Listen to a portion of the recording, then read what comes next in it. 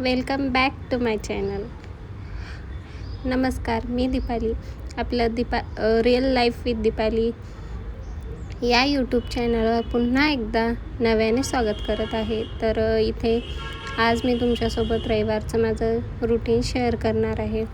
तसं काही खास म्हणजे असं खास नाही म्हटलं जाणार, रोजच्याच कामं असतात आपले, परंतु ते थोडक्यात दाखवण्याचा प्रयत्न मी तुम्हाला करत आहे. तर हे बघा, कसं असते ना, प्रत्येक गृहिणीचं, प्रत्येक स्त्रीचं, बाईचं रोजचे कामं ठरलेले असतात. त्यापैकी माझंही काम काही ठरलेलं असते. तर आज आहे रविवार. माझे सकाळचे समोरचं अंगण वगैरे झाडून झालेलं आहे, रांगोळी काढून झालेली आहे, झाडांना पाणी वगैरे टाकलेलं. पण आंघोळीला जाण्याअगोदर लक्षात आलं की म्हटलं एक वेळ मागचं अंगणही झाडून घेऊया, कारण ते मी कपडे वगैरे धुवत असते. तर आठवड्यातून एकदा तरी मी झाडून घेते. हे कधी 2 किंवा 3 वेळेसही झाडून होतं, परंतु कंपल्सरी दोन वेळेस तरी आठवड्यातून झाडून घेते. तर इथे मी घाई खूप म्हणजे पटपट कामं आवरण्याचं ध्येय होतं की लवकर कामं आवरून घेऊया, आणि दुपारचे जे ब्लाऊज वगैरे आहे तर ते स्टिच करायचे होते. तर बघा, इथे त्यानंतर मी आतलंही झाडून घेतलं, आणि जे तुम्हाला कपड्यांचा ढीग दिसतोय तर ते काल मी उशिरा कपडे धुतलेले, कारण दोन ब्लाऊज मी स्टिच केलेले काल. तर त्यानंतर माझे कपडे राहिले, आणि बॅक साईडला तुम्ही बघितलंच तर तिथे 8च्या नंतर खूप सगळं ऊन येऊन जाते. त्यामुळे मग माझे कपडे राहिले, आणि संध्याकाळी जेव्हा सावली आली त्यावेळेस मी कपडे धुतलेले. मग ते आता काढून आणलेले. म्हटलं आता त्यांच्याही घड्या वगैरे करून ठेवूया, पण त्या अगोदर म्हटलं आता सगळं घर वगैरे झाडून घेऊया स्वच्छ. तर हे सगळं झाडण्यात आणि पसारा आवरण्यात मला नक्की म्हटलं तरी माझा अर्धा ते पाऊण तास असाच जातो. त्यानंतर लादी पुसणे वगैरे सगळे कामं वगैरे आवरून घेण्यात, आणि सकाळी मुलांची शाळा असली तर मुलं शाळेत गेल्याशिवाय मला काहीच करता येत नाही. ते शाळेत गेल्याच्या नंतर माझे सगळे मग आतले झाडून लादी वगैरे पुसणे याचे कामं चालू असतात. तर बघा, मी इथे सगळं झाडून वगैरे घेतलेलं. त्यानंतर मी पोछाही लादी पुसून घेतली. त्यानंतर राहिलेले जे कपडे होते तर ते कपड्यांचे व्यवस्थित घड्या वगैरे करून ठेवल्या. आणि कसं आहे, कपड्यांच्या घड्या वगैरे करून ठेवल्या ना तर खूप सोयीचं पडते. आणि तुम्ही बघतच असाल तर इथे कपडे ठेवण्यासाठी रॅक वगैरे नाही, त्यामुळे मी मुलांच्या कपड्यासाठी ऑलरेडी बास्केट वगैरे घेतलेले आहेत. तर त्यांच्यामध्ये सुद्धा त्यांचे डेलीचे कपडे काही बसत नाहीत, आणि कपाटात वगैरे कपडे ठेवायचे तर ते रोज शाळेतून घरी आले तर कपाटातलेच कपडे काढून, नाही मला आता हाच घालायचा ते असते. त्यानंतर मी छान अशी अंघोळ वगैरे झालेली माझी. तर इथे बघा, माझ्या ना कानाला खूप अशी खाज येत होती. तर कशामुळे येत होती मला माहीत नाही. त्यामुळे मी ते कानातलं वगैरे काढून घेतलं. म्हटलं ते काढूनच घेऊन चेक करावं. तर खूप असं लाल झालेला माझा कान, बरं का. एकच झालेला, कशाने झाला माहीत नाही मला, पण तो असा लाल झाला. तर मी ते काढून घेतलं. मला ना इअरिंग्सही असे घासून काढायचे होते. त्यामध्ये कसं आहे, रोजचं साबण वगैरे त्याचे पाणी वगैरे जातं, परंतु म्हटलं करू आता नंतर, आता सध्या खूप घाई आहे.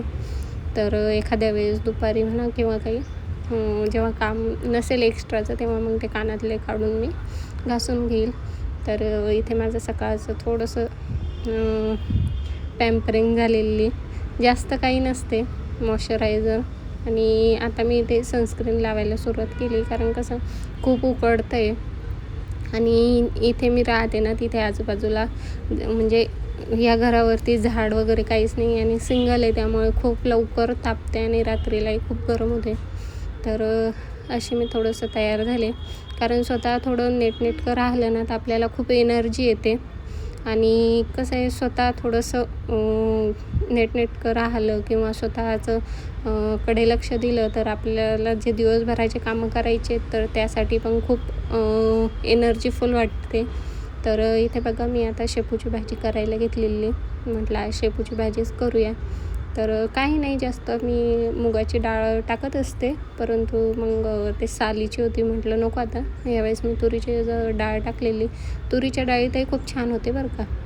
तर मी इथे आता कढईत तेल टाकलेलं, ते तापलं, त्यामध्ये जिरं टाकलं, आणि अगोदरच लसूण, हिरवी मिरची आणि थोडंसं जिरं मिक्सरला फिरवून घेतलेलं, बारीक केलेलं.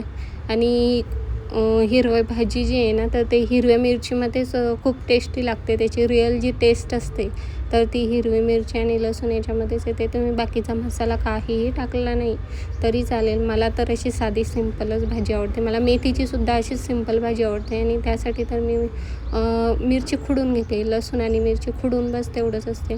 तर मिरची आणि लसूण ते तळून घेतलं, त्यामध्ये हळद टाकली, नंतर मेथीची भाजी टाकलेली, छोटंसं परतून वगैरे घेतलेलं. तर आणि परतून घेताच त्यामध्ये थोडीशी वाफ वगैरे जाऊ दिली. वाफ वगैरे जाऊ दिली आणि त्यामध्ये थोडंसं चवीनुसार मीठ टाकून घेतलं. तर बघा, आणि थोडंसं झाकण वगैरे ठेवून घेतलेलं. ते आता व्हिडिओमध्ये थोडं एडिटिंग करताना नाही दिसणार.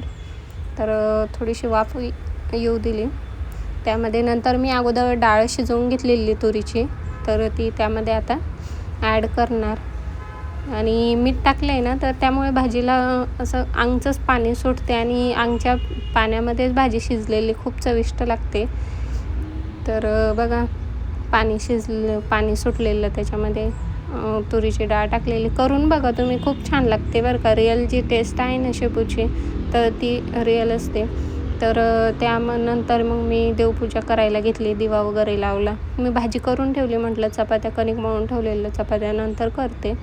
तर इथे देवपूजा वगैरे करून घेतली, म्हणजे करायची बाकी आहे अजून, पण दिवा वगैरे लावला, बाहेर आली, तुळसाबाईला अगरबत्ती लावली. आज पाणी टाकायचं नसते बरं का, रविवारी माझ्या सासूबाईंनी सांगितलेलं मला की रविवारी पाणी नाही टाकायचं म्हणून तुळसाबाईला.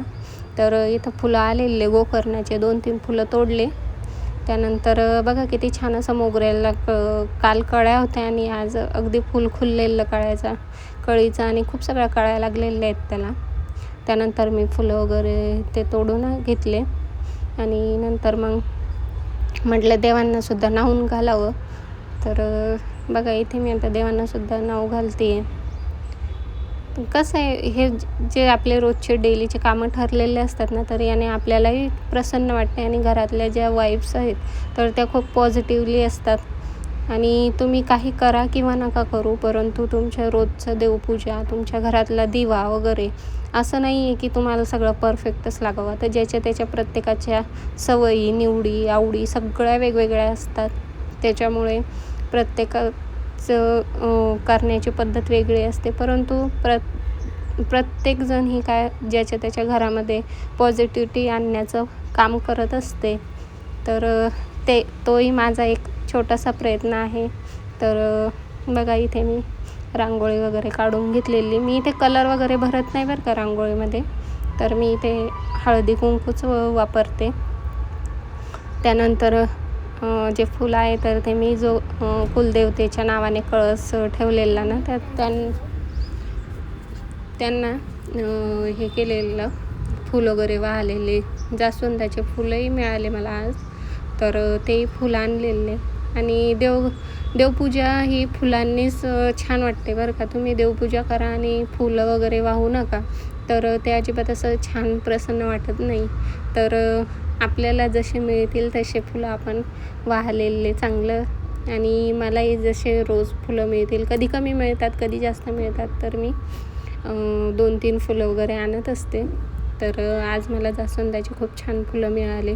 त्यानंतर मी हा जो माझा रोजचा स्प्रे आहे तर तो हेकला. त्यानंतर राहिलेले कपडे होते ते धुवून घेतले. म्हटलं अगोदर कपडे धुवून घ्यावं, नंतर मग खूप कंटाळा येते बरं का. जेवण वगैरे झालं ना तर खूप कंटाळा येऊन जाते. मग हे करताना, कामं करण्याचं, जेवण झालं की खूप सुस्तावल्यासारखं होते.